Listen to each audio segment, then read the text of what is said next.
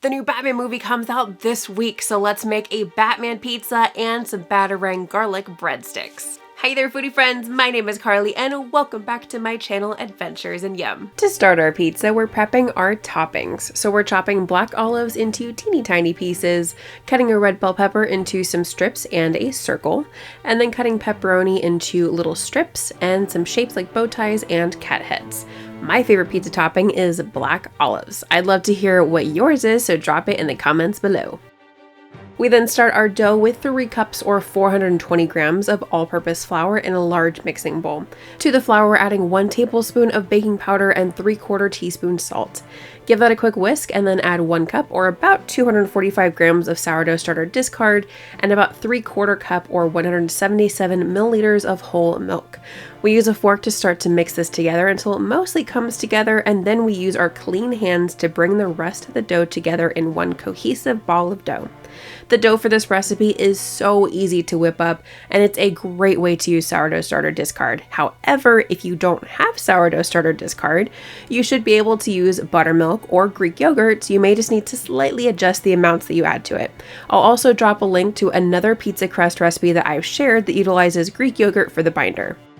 We then transfer the dough to a work surface. I personally like to use parchment paper to line my work surface when rolling out the dough, but that's totally up to your personal preference. Our dough is a little sticky, so we're lightly flouring the surface, and then we're rolling the dough into a large flat rectangle about the size of our baking sheet. We transfer it to our baking sheet lined with aluminum foil and sprayed with non-stick cooking spray, and then we finish shaping it into the rectangle, making sure that the outer edge is a little thicker for the crust. As you can see here, I even slightly tucked the edges underneath to give it a little bit of a better look when it's baked. Next, we spread our tomato sauce or pasta sauce over the dough, making sure to leave the edges plain. You can certainly use homemade tomato sauce or sauce from a can that you jazz up with some herbs and spices. When I want something quick, I just simply use some jarred pasta sauce. I don't have an exact measurement for how much sauce I used here, but it was approximately 1 to 1.5 cups or about 12 to 18 ounces or about 340 to 500 grams of pasta sauce. We're then sprinkling a generous amount of shredded mozzarella and then mixed shredded cheese over the top of the sauce. Like with the sauce, I did not measure how much I used for this, so just measure with your heart or until there is a generous layer of cheese completely covering all of the sauce. And now for the fun part, we get to add our toppings. So there's a lot of really cool promo posters that have come out for this movie in particular, but there's one that I really the because I think of its simplicity or something about it just really cool. It's a question mark that the question mark has Batman's silhouette as part of it, and the way it looks is really cool. I'm not putting it here because I don't want to get a potential copyright violation or anything like that. So if you go to Google or IMDb, they have the poster on there. So make sure to go check it out because it's really cool. But I'm gonna try my best to recreate it onto the pizza. To make this movie poster inspired pizza, we're adding the bell pepper first into a question mark shape, and then we add the black olive pieces to represent Batman's head. It's not a super easy shape, but carefully using a paring knife, I was able to kind of better shape the ears, nose, etc. I haven't mentioned it yet, but this is actually my first time really trying to make an artistic savory dish like this. Desserts are my favorite edible medium to work with, but I thought it'd be kind of fun to challenge myself and make something different that would also make a great food to enjoy while watching a Batman movie at home. Next, we're adding little strips of pepperoni to represent the symbol that surrounds the Riddler's question mark in the movie posters. On a side note, have you seen the promo images of the Riddler? While Jim Carrey's silly and over-the-top Riddler will always have a place in my nerdy heart, this new Riddler's simple yet menacing appearance gave me kind of Zodiac Killer vibes. I also have a love of true crime, so I find this aspect really interesting.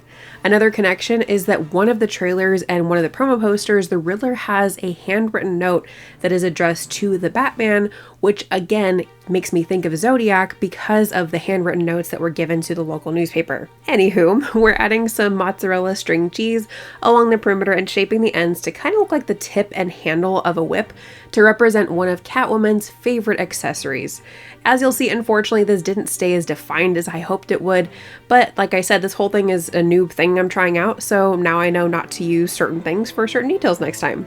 Finally, we're adding the last details that we cut out of the pepperoni, including a couple of cat heads to obviously represent Catwoman, and then some bow ties to represent Penguin. I feel like Penguin is a little harder to represent, but I did the bow ties because he's always dressed really nicely and sometimes includes a bow tie. Once we're done adding our toppings, we bake this at 400 degrees Fahrenheit or 204 degrees Celsius for about 30 to 35 minutes, or until the cheese is nice and caramelized on top and the crust is nicely browned. Let this cool for about 5 minutes or so and then cut into squares and enjoy. Before we make the Batarang Garlic Bread Sticks, if you're getting value out of this video, then please make sure to hit that like button, click subscribe, and ring that bell to be notified about my latest video. What's a pizza night without some kind of yummy side or appetizer? For our Batarang Garlic Bread Sticks, we whip up the same exact dough that we made for the pizza at the beginning of this video. Once our dough has come together, we roll out the dough to about 1/2 to 1 inch or about 1 to 2.5 centimeters in thickness. While we could try to cut these to look exactly like a batarang, a quick way is to simply use a bat cookie cutter from Halloween, which will perfectly do the trick. After cutting the dough, re-rolling, and cutting the rest of the dough until it's all used up, we place them on an aluminum foil-lined baking sheet that has been sprayed with non-stick cooking spray. We then bake them at 400 degrees Fahrenheit or 204 degrees Celsius for about 20 to 25 minutes. While that bakes, we're whipping up our garlic butter mixture. To 1 stick or 1/2 cup or 110 grams of melted butter, we're adding our seasonings. This is one of the few things that I don't usually measure, and I just add it until it feels right. If we use unsalted butter, add some salt, and then I like to add black pepper, garlic powder with parsley, onion powder, smoked paprika, and finally a generous amount of dried oregano. We then add about 1 cup or so of shredded cheese. Here I added a mixture of mozzarella, mixed shredded cheese, and Parmesan. Now this may sound weird, but I like to smell the mixture to see if it needs anything else, and we want the mixture to smell nice and garlicky with a strong smell of oregano as well. This needed some more oregano and also garlic. I was out of my usual garlic options, so I added some freeze-dried minced garlic that I have on hand for garlic emergencies just like this one. Once that's all mixed up, I decided to pop it in the microwave for about 10 seconds to melt the butter a little bit so it's easier to spread on top. We then spoon the garlic butter across the top of the bats and then pop that back in the oven for about 10 minutes. Then we can use a pastry or silicone brush to brush the excess butter that melted off the bats back on top of them, and then finally finish baking for about another 5 minutes or so. These are delicious dipped in marinara sauce or ranch. Enjoy! I hope you give these a try because they're so yummy. Let me know in the comments how you enjoy them. If you're interested in checking out some of the products I used in this video, then please make sure to check out that video description below for their Amazon links. Thank you so much for joining me today, foodie friends. I'll see you next time for another yummy adventure. Cheers! Oh my god. That's so good.